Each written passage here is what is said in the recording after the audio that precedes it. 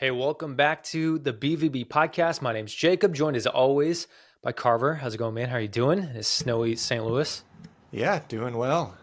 Two good results. Could have been a win against Bayern, but still two good results nonetheless. It's cool being with the St. Louis fan group and seeing the community and connections all across the country and just the globe in general. So I'm doing well. How are you? Doing pretty good. We're recording on a Monday. I feel very Monday today with everything else that's gone on today, but like I'm excited to talk about Dortmund. Yeah, feeling pretty good otherwise than just the general Monday. It's probably because it has been snowing more today. I will use this to shout out, as Carver said, like everyone who was just gathering to watch the Bayern Dortmund game over the weekend, supporter groups in the U.S. all across the country, all getting together. It was really cool. Yeah, and if you didn't see our photo, it was snowing at our watch party, and we were in fact outside watching. Carver was freezing his. I don't know if he might have frostbite on his toes. How are your toes holding up? Doing all right. Yeah, I should have worn my wool socks, but yeah, I mean, it's really cool. I mean, just again, seeing all the photos and everything. The St. Louis group is only a few years old. Some are older than that. Some are just starting out here, as we've heard from, our listeners here over the past year or so. Either way, it's cool to see these communities pop up more and more and just, see people get together. I know before it existed here in St. Louis, I was dragging one or two friends along every few months, if that, for them to watch a game with me. And, it's cool to actually be a part of something a little bit bigger here in St. Louis and just in general around the world. So always really cool. Yeah, and I'll also give a shout because there is we have a guy in our Discord who he might be the only Nashville Dortmund fan or supporter. So if you are listening or watching and you are in Nashville and you're not the guy in our Discord, make sure you connect with us, whether it's Discord or our socials, because maybe we can help link you with other people in Nashville. That has been a really cool thing that we've seen through, just this podcast and the little community we have on Discord is like people actually connecting and finding fellow Dortmund fans. Like that's kind of why we started this whole thing. And so that's been really cool to see. Need some more people in Nashville if you know anyone. And then also I'll give a shout for Philly because our friend of the podcast, Adam Dorosky, he's going to be in Philly this weekend, was looking for people to hang out with. I think he's going to meet up with Chef and Busco. I don't know if I should be giving out their public information like this on the podcast, but it's happening. But Yeah, they're going to meet up at the address of, I think I have it here. That's the info I don't have, so I won't relay that.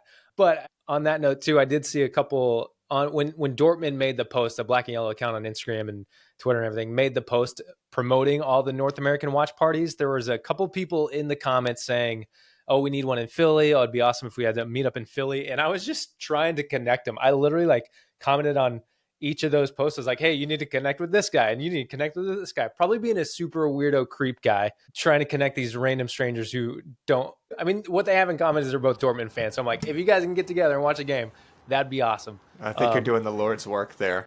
I was like, I was like copy and pasting their handles and everything because I couldn't remember. It was hard. Anyways, maybe from this is going to stem a cool watch party in Philly. Hopefully, I don't know. But we are going to talk about Der Klassiker, the match, obviously. But we did have a Champions League match in the midweek. We did record. We kind of got off our normal recording schedule last week, so it might have felt a little longer without an episode. So apologies for that. But I think it worked out pretty well. We're going to cover this Champions League game first. We got some injury news, other kind of rumors and stuff going around the Dortmund world. Of course, Der Klassiker. We're going to have a BVB Frauen update a little later on. But let's get into Champions League. Away on the road at Dinamo Zagreb. I did think this was going to be a little more hostile away environment, and like half their stadium was empty. I'm sure for like reasons they're doing construction or something, but it was pretty funny to see that half the stadium was empty off the bat. Yeah, from what I read too, it seemed like some Dortmund fans were subjected to like some invasive screenings, I guess, going into the stadium too. So if there's any validity there, that sucks. And for any listener that did go through that, I'm really sorry. That's obviously, yeah, very invasive and problematic here. But I heard also from what I read too, some Dortmund fans like went in disguise wearing some like blue gear and then just kind of taking it off as they went in, which pretty awesome there. Yeah, I mean, got an away win. It wasn't in the league. Still looking for one there, but in Champions League now, that's two away wins here at Brugge, and then also here at Zagreb too, against a pretty stubborn, Zagreb side. Of course, they were going to be sitting back a bit more. What looked like a 5-3-2 most of the time in that mid block. Dortmund came out with a 4-1-4-1. Bayer at the number 9 again. I'll let you go through the lineup here more in depth, but Yeah, for the most part, pretty solid performance. I think the XG was like 1.7 to zero point 0.1 here. So it's a pretty standard game from what you'd, expect for uh, Dortmund here in the Champions League. And, albeit pretty decent side, but still here, pretty dominant performance. Yeah, I think they said it on the broadcast, like this was kind of Zagreb's B team too. I think they had to do a lot of rotation, maybe due to injuries, I don't know, but like definitely wasn't their top squad. I think we kind of saw that with how the match played out. Like it very much from the get-go, it very much felt like, I mean, it was a game we were in control of. It was just a matter of breaking them down and actually getting the result. It felt very much like we are the superior team. So hopefully we can actually get a result on here. But yeah, I'll go through the lineup. Kobel in goal. We had Anton and Schlotterbeck, our two center backs. Gross was actually out on playing the right back again. I don't know if that was just kind of trying to rest Ryerson because he was coming back from an injury, and we haven't seen much from Couto. We've talked about him before in the last couple episodes, but kind of interesting for one of them to not get the start. I guess I understand Ryerson if you want to rest him since he did start just coming back from injury the last one. But yeah, Gross right back, Benzabaini out in left back. We had Mecha in that holding position. Brandt and Sabitzer, central midfield with Gittens and Mullen out wide. And then, as you said, Bayer up top. Yeah, I did want to touch on Gross real quick. So it did list him as a fullback, but he had a handful of different roles, I guess, if you want to call him that in this game. Tucked in a lot more, almost as like a third center half at time. When you saw Dortmund here in possession, it was like, in contrast to Zagreb's 5-3-2, again with the aggressive mid block here, it's kind of in the central part of the pitch. We almost had in possession at most times like a 3-1-6. You had Schlotterbeck and Anton as the two center halves, Gross kind of tucking in as that third, and then Mecha in the middle between those three to just bring some more control in the center of the park. And then you have, Gross sitting out wide at times whenever, there was pressure from Zagreb, and you sit out wide, and then you had Benzabaini doing the other thing, or the same thing on the other side of that, really, really high up on the field, much, much higher than Gross half the time. And that was not only to bring support and supporting runs, but also just to win those aerial duels that you mentioned a bunch here in and around the box to create some more chances, which, in the end really did help us a lot. Of course, Benzabaini got on the board, but before that too was getting himself involved, different aspects that I already mentioned, and another pretty solid game plan from Şahin. He's been, all the criticisms aside, which rightfully so, that from what we saw the beginning of the season, he's really starting to turn some things around here, just hoping to build on the consistency against these tougher oppositions from the likes of Bayern and also road games in the Bundesliga. Yeah, we're obviously going to talk about Gladbach coming up, but I think that's one thing I've noticed, like these last three matches at least, is maybe we are starting to see a little more from Şahin. Like he obviously had the international break to kind of regroup, refocus, maybe tweak a couple things here and there. And like obviously coming right back from an international break, we already talked about the match, but Freiburg, very dominant win. This one again, winning 3-0. It just seems like things are maybe fine-tuned a bit. And I think all the criticism given him before, like very valid, because the up and down swing. And what's really going to be a telling thing is coming up against Gladbach, because that's what we still need to prove that we can do, is win away in the league. But it does seem things have kind of like mellowed out a bit, and maybe he really took the time in that international break to get things a little more figured out and a little more fine tuned. But yeah, I mean, this match, like it's pretty dominant, like possession. We just had the ball. Of course, that's kind of by design too, if they want to sit back, right? But it did just seem like a matter of time until we break them down, we break through, and we get the goal, which we eventually see by the man who's just been flying, JG Gittens scores again to start us off in the 41st minute. Yeah, with Benzabaini sitting wide too. I mean, he makes supporting runs. He's also playing Gittens in behind a handful of times so he can engage in more 1v1s. And that's kind of been the game plan of him playing in these lineups these past few weeks. And just as he becomes more and more of a solidified starter, albeit from form or even just with, the injuries too out wide, Gittens has been really asserting himself lately and continuing to provide goal contributions in every competition. And here is no different here. I mean, it's another great shot from him. Same typical kind of play you'd see from the left-hand side. You know exactly what he's going to do, but you just still can't stop him. I mean, that's the kind of talent that he is. And yeah, another great attack from Dortmund.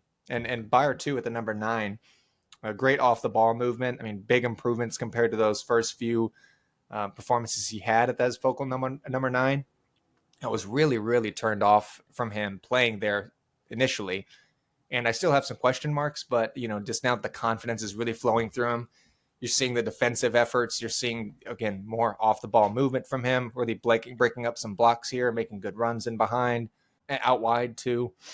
I'm really starting to like him a bit more and more and have a bit more confidence in him from that number 9 spot, which is great because, again, who knows what can happen with Guirassy with all the minutes he's been playing this season so far. The only thing I have to say about Gittens' not performance, his goal, is that it was a little more central than we like to see. Like, I like to see him on that real sharp angle, just banging him in across the face of the goal. He's cut inside a little bit more than we were used to seeing, but I mean, it's still banger of a goal. Fast forward a little bit to, halftime, we see the switch. Brandt has to come out, fortunately. Kind of touch on his injury a little bit later, but he subbed out of the half. We saw Rierson come in and Gross move a little more centrally, even though he's been cutting in a bit, but Rierson coming out of the fullback position, Gross going inside. And then we obviously get the goal off a corner kick with Benzabaini. I think his first Champions League goal, 56th minute. But another thing just in this match, I like to see, like after we got that second goal, just the substitutions, like the game was kind of put to bed. And again, bringing in these other guys who really need to get some minutes. Again, we're up 2-0, right? But game's not necessarily put to bed. Like we were pretty dominant, but we just have so many guys who need to be getting these minutes that we keep saying like Duranville, or like we haven't just seen Arena in so long, and they keep touting Duranville as this prospect, or like they don't want other players. If we bring in other players, we don't want them getting in the way. It's like, well, you actually got to play him then. So I like that we're actually starting to see these guys. And then Guirassy made his return too. I know he was only out with a sickness, but him coming back in and getting his goal. But do you have anything on Reyna, Duranville, Guirassy, or anyone else coming in? Well, of course, with them working their way up to fitness, you're not going to see too much from them. Yeah, just to piggyback on what you were saying, it's the perfect subs for me. It's the exact same sort of changes I would have made if how I've been in that position. The same time, the same changes too. Guirassy needed some fitness and also just good chance to get him some confidence right before their Klassiker as well. So, yeah. This is a few games now where Şahin has been spot on with not only his tactical approach at the beginning of the game, but also just his game management as games have progressed and just the changes he's making as, in these recent games. So, yeah. Also get a shout out Benzabaini. I know he got his goal, but man in the match performance in this too. I've definitely harped on or given him some criticism before, and I still think we need another left back because we just need some depth, not necessarily to knock him out of the position. I'd feel like he's been performing extremely well these last few matches. I really like what I've seen from him. He's been great. I don't want to like bash him at all. I do want some depth in that position, maybe a guy to compete a little bit. There was some talk in our Discord about Maatsen, who's just kind of riding the bench at Aston Villa, and would we really want to spend 40 million to have him in? And I'm like, yeah, because we still need to spend that much money just because I want another guy who can be depth or fight for that position or just bring some competition. I think we talk about it later on. We talk about some transfers coming up, but like we basically have an 11 and that's it. And if we want to be a team that's really pushing it, like we need competition in places. And that's where we're just so lacking. And we've harped on the squad building so much for so long. So I don't want to get all the way into that. I want another left back just for some competition, but I really am glad that Benzabaini has found form and is really pushing. Do you have anything else about him or this match before we move on? Not too much about the match in general, but yeah, Benzabaini, in my opinion, seems undroppable at the moment for the reasons we mentioned, the aerial duels, his positioning up higher up the field, his ability to track back to is just his work rate, his physicality, his size. He looks really focused, and he's providing goals. We mentioned last year, of course, he had injuries. Of course, there were issues with form, but we were just expecting him to be contributing more to goals. The season before Gladbach, 5 goals in the league or something like that in the Bundesliga alone.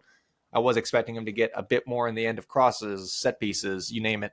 And now you're really seeing him start to do that a bit more this season. So, yeah, I don't think anyone's really got a good shout to start over him at the moment. Of course, Rierson has got his slot on the right, and Kuto is just going to have to continue to fight for a way in this team as he gets more and more fit. Yeah. And one more thing on just Champions League in general. Obviously, we have Barcelona next week. We're currently sitting in 4th in the Champions League overall table. I know some might say, I said it right when the draw, quote unquote draw came out. Like we had a bit of an easier draw, it seemed. And I mean, we've done our business. Like, we haven't really put a foot wrong except Real Madrid, and we still looked really good for part of that match. And then, I mean, Barcelona is going to be a really tough match. It is at home, gives us a bit of an edge, but I mean, that match is going to be so tough.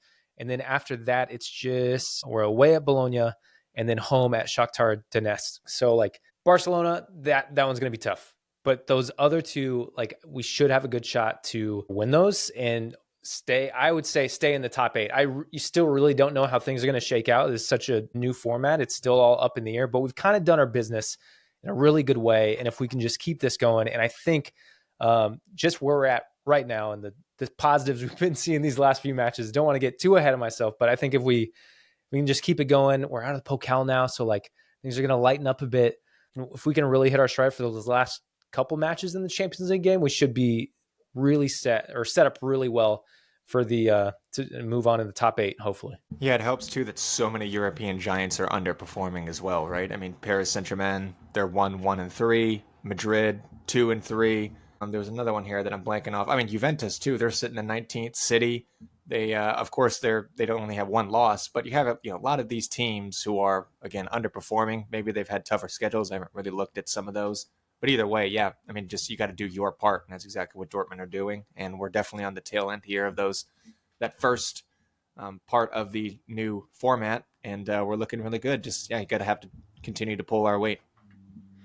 Yeah. So again, Barcelona next week. It's going to be exciting. But we got to talk about this weekend. Our Klassiker starting right with the lineup, and I mean we'll jump right into it. Kobel in goal, Anton and Captain Schlotterbeck.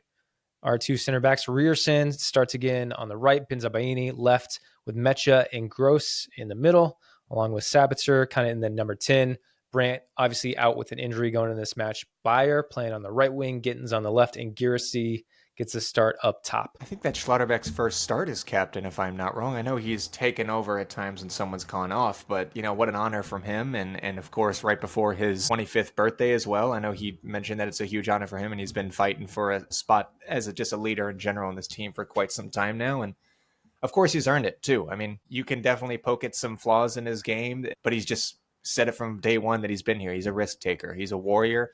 Of course, there's going to be times where he's slipping up, but he's really, for the most part, a very consistent player, in my opinion. He's, of course, got a lot of leadership qualities in him, and he continues to be a huge force in that back lines. And I also don't really see many other options at the moment either that can really take that role as captains. First result that was at home that wasn't a win. Dortmund did have a perfect record beforehand. The result, of course, could have, should have, could have gotten a win there. What's the German saying? Like hätte, Fahrradkette, something similar that's like coulda, woulda, shoulda.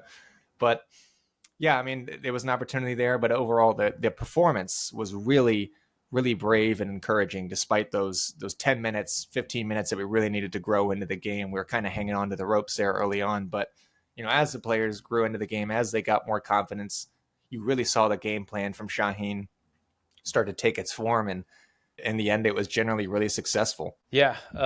This was, obviously, we were watching it together. It was freezing. I was a bit stressed. But It did just seem like as the game progressed, and obviously we get the goal, which we'll touch on, but like even those first 30 minutes, we were just in it, right? Like we had to play very defensive, obviously, but we were staying, like, we were stable, we were strong, like we were able to get a couple chances here and there. We get the goal later, but I mean, the tough thing too, all I'm just saying, like, it looked good. It felt pretty comfortable, even being kind of on the back foot, being defensive. Like, it felt comfortable until obviously we have Anton go out injured in the 17th minute. And luckily nothing happened with Kobel, but I do remember just before Anton went down, he was kind of grabbing his groin hip, but we see Kobel grabbing his hip, and I'm like, oh my gosh, what are we going to lose Kobel 15 minutes into this match? And then I guess he's fine.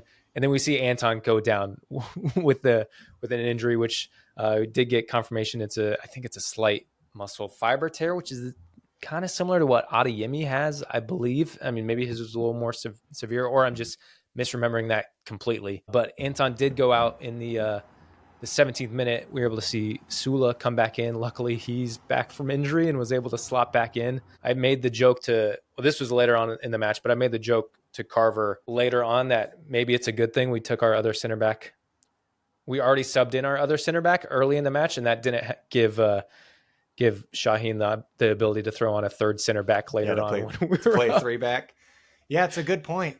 I forgot that Sula was back on the bench here, so whenever Anton was coming off, I was like, motherfucker, here we go. And then Sula was suiting up. I was like, okay, that's right. Thank God. And it's actually a pretty solid substitution to have ready to go. And Sula, for the most part, I thought he did a fine job. I mean, the whole team. Again, this is another very good collective performance. You saw both Dortmund and Bayern line up in the 4-2-3-1 here. Sabitzer was playing higher than Girassi at times just to provide that press from the front and that energy. I was a bit surprised. I mentioned to you too that and even I heard commentators talking about this as the game went on, that Company started Sane and Tell as opposed to Coman and Olise. I mean, I don't watch too much of Bayern. Maybe there was a form issue there. I don't know. Tell hasn't provided much of any goal contributions, I think, this season. Definitely not in the Bundesliga. So I was a bit surprised to see just them lining up for a fixture like this. But either way, I saw Konrad Leimer starting here. Got a little bit salivating there looking at that just because, he does have that dog in him. He does have the aggression. But just as a fullback, I personally am not seeing it too much. At least against wingers like JG, like Adeyemi. I think there are just wingers out in the world that can cook someone like Leimer playing as a right back. Shaheen definitely saw an opportunity there as well to provide similar game plan to get, Gittens more into those 1v1s. Dortmund did result to long balls here and there in this game, but did find success through buildup. You saw in that first goal, Gross dropping deep with that quick little sprint to make space on the left flank. Schlotterbeck finding JG, who had a brilliant turn and dummy to, find some space in behind, cooked Leimer, blistering pace to get past, and another great finish from him. It's the exact same thing that you saw pretty much, time and time against Zagreb. You can keep going back. I felt a bit more confident as that game went on too, just knowing that Leimer can get cooked again from the likes of Gittens. Yeah, I think you said it earlier this episode, but what he's going to do, right? You know what Gittens is going to do, but he's just so good, and he's in such form right now. He has so much confidence, and the shot was incredible. It wasn't shooting it basically right at Neuer's head. With his left foot though, too, Yeah. He basically closed his eyes, put his head down, and went right over his face. But this was more his pace and getting past him. He ran from the midfield line all the way and was able to finish it. It wasn't quite the same. I'm going to cut inside and slap this on a really tight angle, but we did see him doing that a lot too. And if they know that's what he's going to do, they have to watch out for him in those ways, and then just opens other things up. But yeah, this wasn't the kind of goal I was expecting. Maybe I should have, because it was kind of played from this long ball and just foot race towards the end, but it's so good to get that fairly early in striking first, especially at home. It did obviously make it tough later, because then we didn't get a ton of chances, right? And so we didn't really build on that. It was just more kind of holding up our defense, and that can be really tough and really tiring when you just have to go the rest of the match trying to hold on for your life, basically. There was the benefit of Kane going down injured in the 33rd minute. If anyone wants to say that's the reason we got this draw, or that's the reason, we also have it. We lost our center back in the 17th minute. What do you want to do, right? And we have other injuries either on top of that. So I don't want to hear any excuses about we only drew because Kane. I don't think anyone was saying that. No Brandt, no Adeyemi. We had plenty of injuries ourselves. And the one stat from the first half that I want to point out, it's holding them to 2.8 XG. Mm-hmm. As I said, defensive structure, defensive stability, it was there. We were able to capitalize in a really good moment with that Gittens goal. And yeah, first half was great. Second half, still, I would say it was pretty decent. This is where they kind of cranked up the XG. I think it was over 1, and obviously they get the goal later on. Second half just really felt like we were hanging on for dear life the whole time, basically. I didn't think it was that rough, but you knew that Bayern was there were stretches, there were patches. Yeah, of that's fair. That's there. Yeah, Bayern, of course, you knew they were going to push more in that second half, and Shaheen touched a bit more on the adjustments that Munich made. Of course, they pushed a bit more wide too, and just tried to stretch Dortmund, even whenever they weren't playing well. And also, in the first half, but even in the second half too, a lot of their play was coming through Musiala, getting into those half spaces. Yeah, still, for the most part, against Munich in recent years, maybe not so much in just, the reverse fixture when we were back in the spring at Munich, but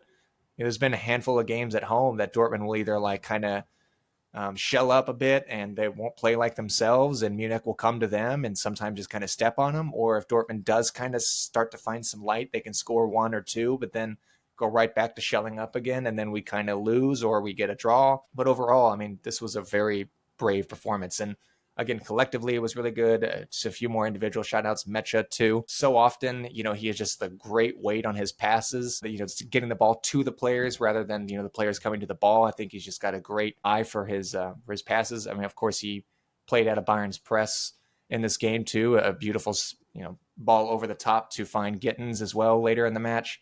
Whenever he is focused, whenever he is fit, he plays like a prime Bellingham. I mean, he's got the size, he's got the strength. He's taller than Bellingham, of course, but he's got the size, he's got the strength, he's got the skill, he's quick. You're starting to see on a consistent level the justification for his price tag last year, and I still think there's a way to go to justify that price tag, to justify. Actually, I don't think you can justify, his antics off the field, and you can not like someone, but still kind of respect their game. And he's still got a way to go in that sense too, but still he's really putting on these consistent performances that is showing that he should at minimum be absolutely the starting number 6 for this team. He is miles ahead of Chan at the moment.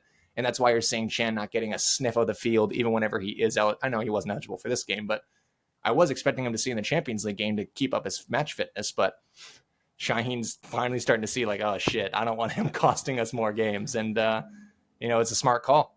You heard it right here. Carver said prime Bellingham. Mecha is prime Bellingham. When he is fit, when he is focused. Yes, no, I do got to add that disclaimer there. And again, on a consistent level too. Yeah. Even towards the beginning of this season, he kind of had some questionable moments here in larger spells of games. But yeah, and I mentioned it in my video too, that he just, if he builds on this consistent performances, he can really be a great midfielder for this team. Yeah, he has been really... He's been really good, and kind of like, I don't want to say a surprise, but because last year was so disappointing with, I think, like on the field, it has been good. Like, it's almost like getting this new signing this year now. It's been really good to see, and I hope he can maintain, because we need it. Like, we need him in that position. He's been performing, and we need him to keep it up. And as you said, like, he's claimed that spot now, and now I don't want him to lose it.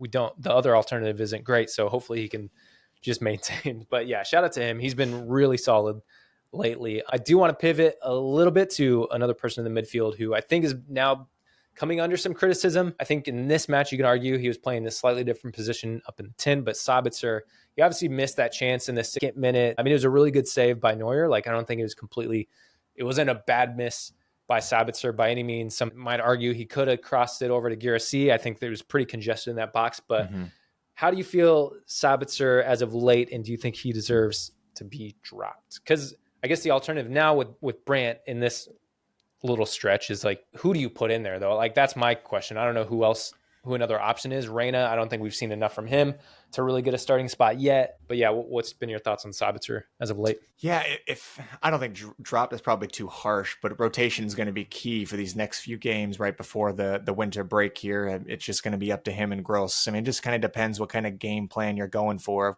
Of course, Gross has got so much composure on the ball, and that's what made me feel a little bit more comfortable in general in this game against Bayern, is like whenever you get the ball at his feet, he's going to be, connecting some great passes. That's what you saw under some really high press. That's what you saw in that first goal for Gittens, is again, Gross is dropping deeper and connecting that pass. And Sabitzer can do the same thing, maybe not so much composed on the ball, but he does bring so much energy. He brings a lot of things to the team that I mentioned before. And I know it's kind of vague, but just depends what style of play you're looking to go for against different oppositions here. Yeah, he could be doing a little bit better, but he's been, again, asked to play so many different roles this time around this season that it's been hard to build any sort of consistent momentum for him. He's played at the 8, he's played at the 6 a little bit, he's played at the 7, now he's playing at the 10, even at a 9 at times, with just him being so much higher than Guirassy this game. But yeah, either way, could go either way, I guess. Well, let's say Brandt is healthy, because I think there's a chance he's back in the squad this weekend. If Brandt's healthy and you're playing a 3-man midfield, Brandt, Gross, Sabitzer, Mecha.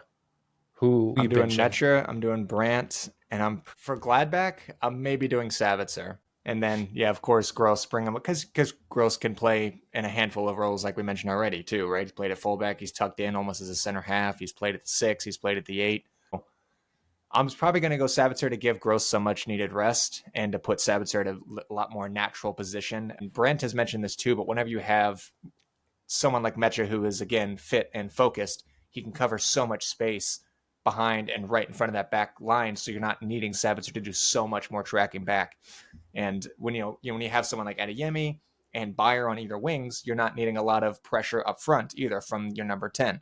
So Sabitzer doesn't have to do that much either. So he can really slot into his natural position, which I think is kind of like that 8-10 almost hybrid, and provide more on the ball work. And of course you could do off the ball too. But yeah, I think right at the moment, that's probably my 3. It's tough though. It's tough. I could definitely see the argument for either. All right. Well, yeah, I mean, that kind of sums up.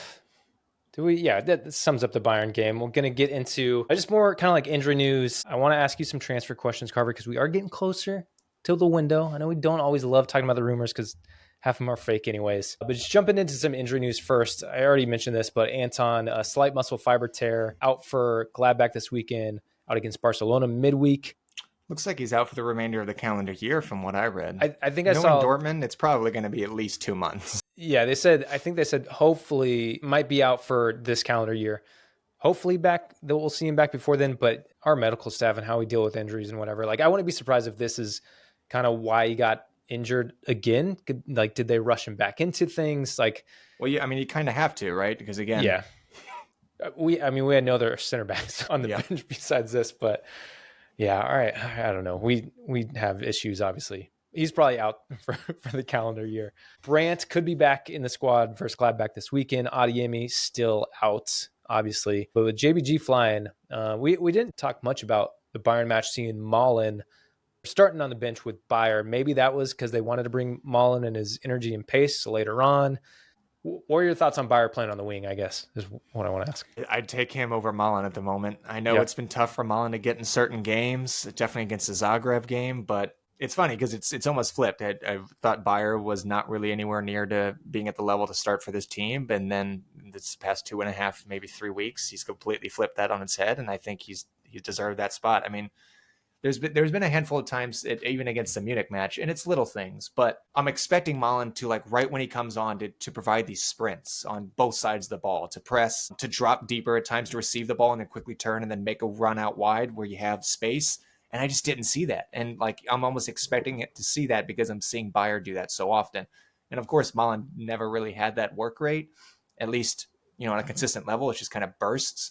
And even then it's with the ball. But when I'm looking at a team that's like fully fit for Dortmund, I'm looking to have Adeyemi on the left and then maybe Bayer on the right now, just strictly for their work rates, for their defensive efforts, for their physicality, and just their ability to go full 90 at 100%. Yeah, well, I mean, you might not see Malen for much longer. Apparently, per Patrick Berger, which I would say is a pretty reputable source. Berger? Oh, I apologize. We cannot pronounce anything. I can't either. Stupid Americans. So I could be totally wrong too. Anyways, been reported that Malen has the green light to go this winter. He could be out the door. There were talks before about not doing any business in January, mainly from a financial point of view. But if Malen were to go, that might open up some finances. I don't know if we were to go with the reported transfer fee, 25 to 30 million, maybe. I don't remember what it was exactly, but he does have the green light to go if there's an offer. Looks like he might be out this January. There are also reports. I'm not linking these necessarily, but they weren't linked necessarily, but I'm going to tie them together because this is, I guess, my question has always been, if Malen goes, I feel like we need someone coming in, because you can say you want Duranville to get more minutes, or you don't want anyone blocking Gittens or Duranville, but it's still, we just need rotation, right? Because I also put Bayer as like our backup striker too. I know he's been playing on the right wing. I know he's not necessarily an out and out striker, but we have seen him in that 9 position. And I just don't want, if Malen goes, I don't want the answer to be, well, yeah, Bayer can play out there and then he can play up top, and then Duranville is not actually going to get that many minutes. But the other link was a possible loan for Nkuku from former RB Leipzig, obviously now at Chelsea. It looks like there's kind of some talks or interest about maybe bringing him in on loan. You have any thoughts on him coming in? Possibly.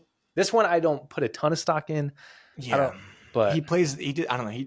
I rate the man, of course, obviously, but he plays in such similar roles to what we already have. I mean, Gittens is pretty much exclusively on the left. I have not seen Duranville play much of anything on the right so far. I could be wrong.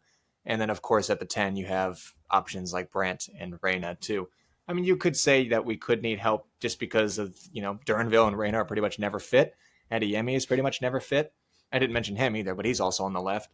So maybe if there's a slightly different role for Nkuku, he's going to play on the right because we've talked about this last week. I mean, Kuto can play there as well.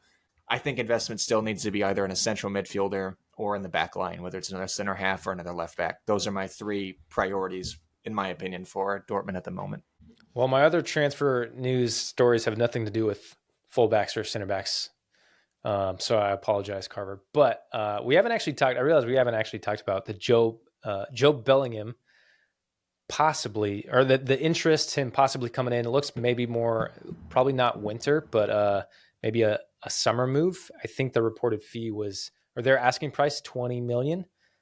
He's 19 years old. He's been playing pretty consistently, has a goal and a couple assists so far this year. He's a starter, starter for Sunderland, kind of more of a attacking mid, but your thoughts on possibly bringing Job in? Same thing. I mean, I haven't seen him play much at all, so I don't want to talk too much out of my ass. I've seen on paper, it looks like he plays at a number 8 at times, but it looks like he's primarily a number 10, right? I think so. Probably the same problem, really. My thought with this, seeing some people just comment like, oh, we don't need another midfielder. I mean, I'd argue if this isn't maybe a summer move, I mean, we haven't seen much from Reyna, right? It kind of seems like unless Reyna can really start to build in these next couple months, he's kind of a man out the door, like a man that the club is kind of done with. Yeah. So that's your replacement right there. If Job can come in and really push for that position, obviously looking at the summer too, Brandt's going to be another year older.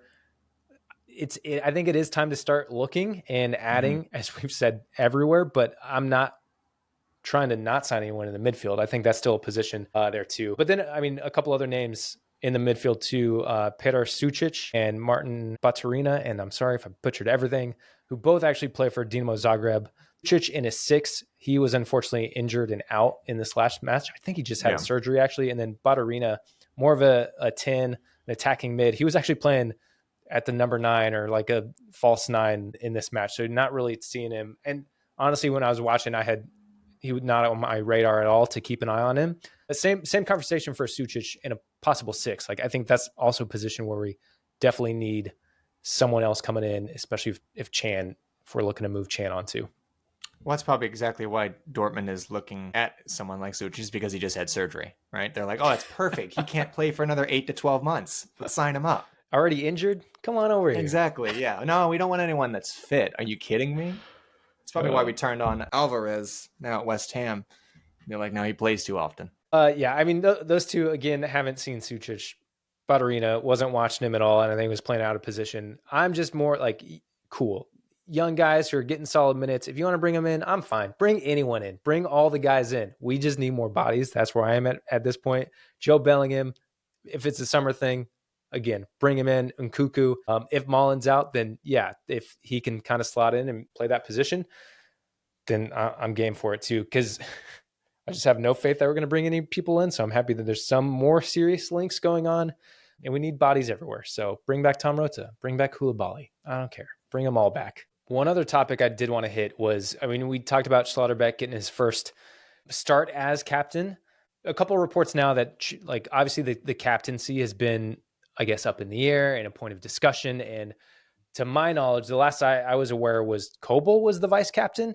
But lately we've been seeing Brandt take the captain's armband, with Chan being out with his suspensions or just being benched.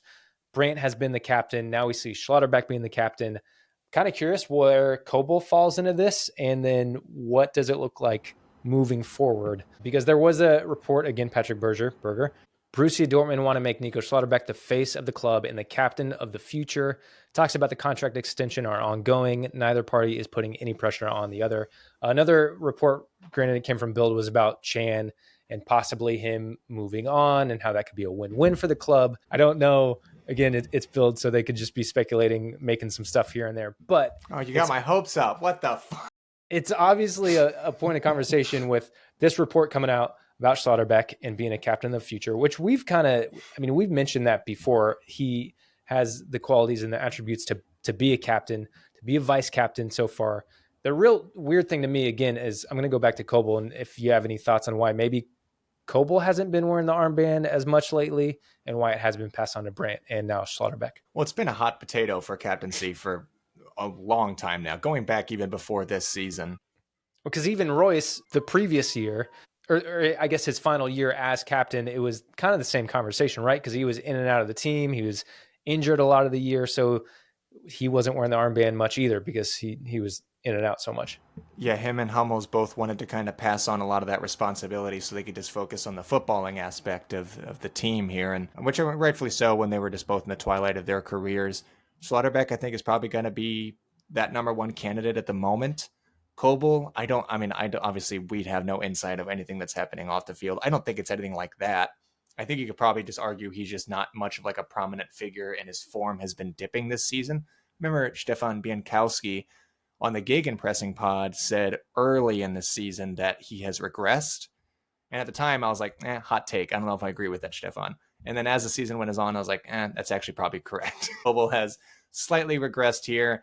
Of course, he's like in classic Kobel fashion. He misses a handful of games at a time each season with just whatever injury.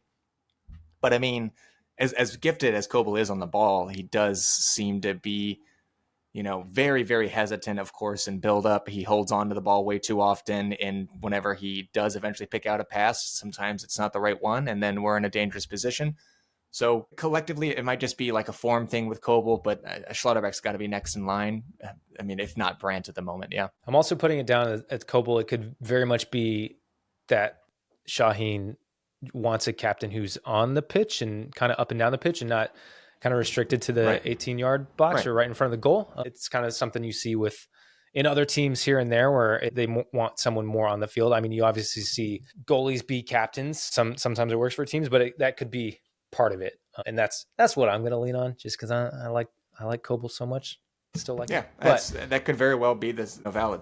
And he's still such a figure, right? Like in the back, yelling at everyone. He's so loud. You can have that in the locker room too. Maybe he doesn't necessarily need the armband to garner that respect that he gets and demands on the field. But yeah, it is kind of interesting. Something to keep an eye on for the next few matches. I mean, it looks like it's going to be Brandt and Schlotterbeck, I guess, if Chan continues to ride the bench. So it's more intriguing just going to see what's happening with Chan more than anything, more than who's getting it after him. I don't know if we have an opportunity to keep moving on without Chan, or if it's just going to be telling what his future is looking like in these next few matches. Yeah, at the moment, he does not deserve to start in this team. He just doesn't, simply put.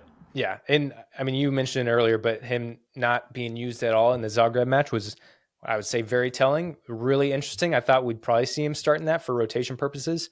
But yeah, fully available, and didn't get a sniff. Even when we said the game was put to bed, we brought on other guys to get minutes, and he, not a chance, which is crazy. All right, do you want to get into, before we talk Gladbach, do you got a BVB Frauen update for us? Oh, yeah. I'll keep it quick. I have been putting this off for so long, and I sincerely apologize, but I just wanted to say real quick that they are first in the Verbandesliga. Excuse me. It's the division that they're currently in. They're in first. They're 1 point above Schalke, and they had the first Frauen Riviera Derby here in October, right at the end, and they drew. So they're still ahead there. Goals, like every season so far, are pretty shared amongst the team, amongst a handful of players. Like Marie Grota has got 9 goals. I think this might be a new signing because I'm not too familiar, unless I could just be ignorant here. But Finja Maria Schriek, she's also got 9 goals. And then Mandy Reinhardt, also another icon here. Grota, both, they've been at the club for a while. They got 7 goals. So, the goals are spread across here amongst the team. Compared to some of the other teams in that division, if you look, there's like 2 or 3 players that have like 20 plus goals. But it's this Dortmund side, it looks like it's a lot more of a team effort. Players are in different roles all the time, and they're contributing in a lot of different ways, even off the pitch too. The next match, hold your horses for the pronunciation on this one here. But the next match for the Dortmund Frauen is against Herforder SV Borussia Freudenstahl, who are last in the division.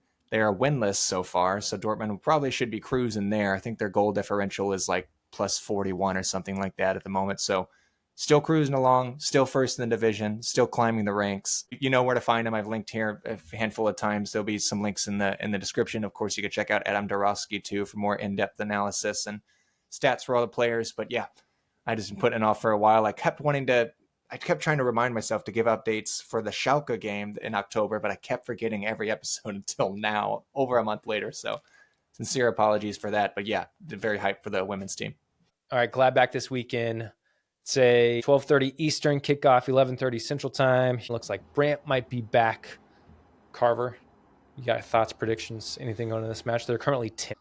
Yeah, Gladbach they're always a mixed bag. I know they've been really regressing in recent seasons. You want to say they've been picking up some form in the last month or so with some wins against Heidenheim, Werder Bremen. They tied Leipzig, and then recently now they're losing to Freiburg. I don't know. I really don't know what kind of Gladbach we're going to get. Again, they have been picking up on some form. You're going to expect their wide play from the likes of Honorat. Nets might start here. Of course, Scally too, American player. So, shout out to him. Not that we're giving any praise or love to Gladbach, but just as Americans here. I mean, I want to sign him. Bring him in. Yeah. Of course, too, the focal point, Kleindienst for Gladbach, too, has been contributing a lot. 8 goals, 4 assists, 12 goal contributions in 12 matches. So he's obviously red hot and going to be tough to handle, too, with just like his size, his presence, his ability on the ball. I have seen him play a little bit this season. So he's going to be, of course, very dangerous. I'm expecting a lot of crosses. I'm expecting a lot of play on the transition from Gladbach, but I'm hoping this will be our first road win. I know just quickly I might have deleted the quote actually now that as we were recording here, but Shaheen touched on the post game with Archie on ESPN just about these road games and just saying we are growing, we are getting better and better. He's seeing it on the training pitch and in games. He's growing the team is growing in confidence, and he thinks that this team can compete with the biggest and the best teams in the world. Of course, Gladbach does not fit into that category, but just in general, hopefully to get a good result on the road here. And I think this could be the time with the momentum that we've been building with players coming back. I'm really pulling out for us here to really put a stomp on this season and try to turn some things around officially. I'm going to go,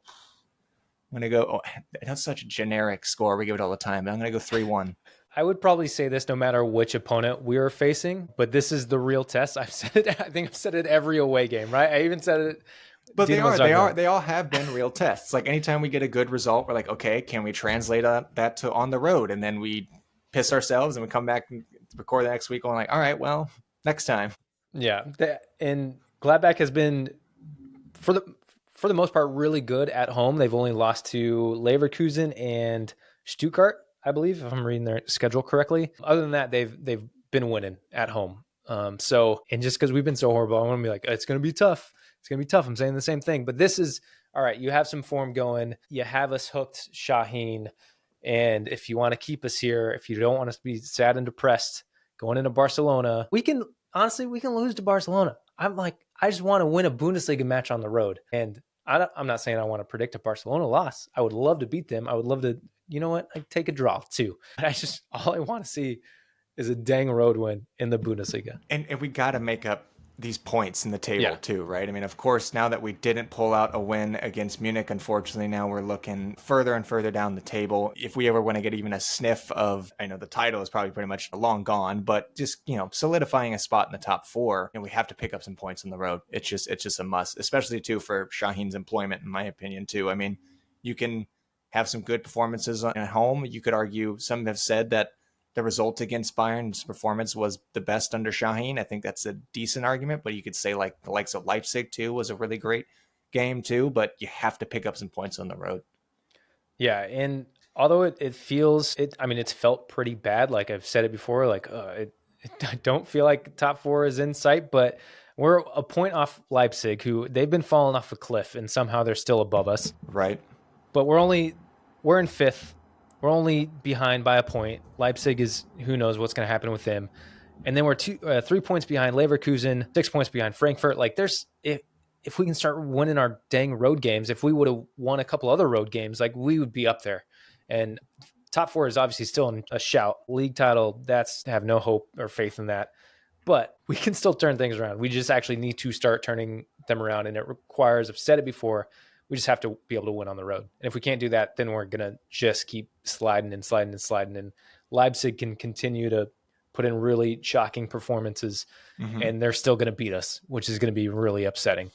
So Yeah, I mean, especially too with Stuttgart slipping up a lot this season too, right? I mean, we're well above them as well. Actually, only 3 points, but still, I mean, it's really tight from fourth to really 12th in the table. It's only separated by 5 points, which is kind of nutty.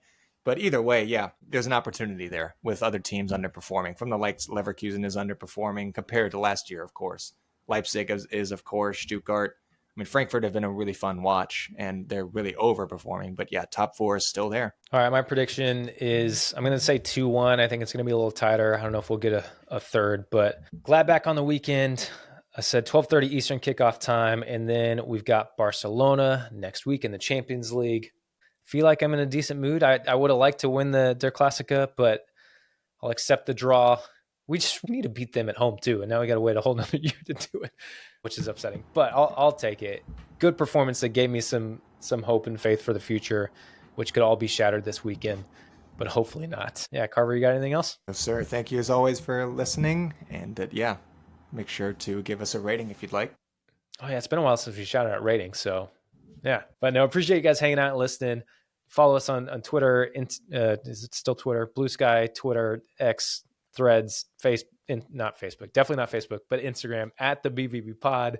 Please join us on our Discord if you haven't already. Chat with us throughout the week and during match days. It's a lot of fun. Highly recommend. Fun guest next week as well, I forgot to mention. Ooh, little tease. Guest coming up next week. All the links to everything in the description of this episode. Appreciate you guys hanging out, and we'll see you later.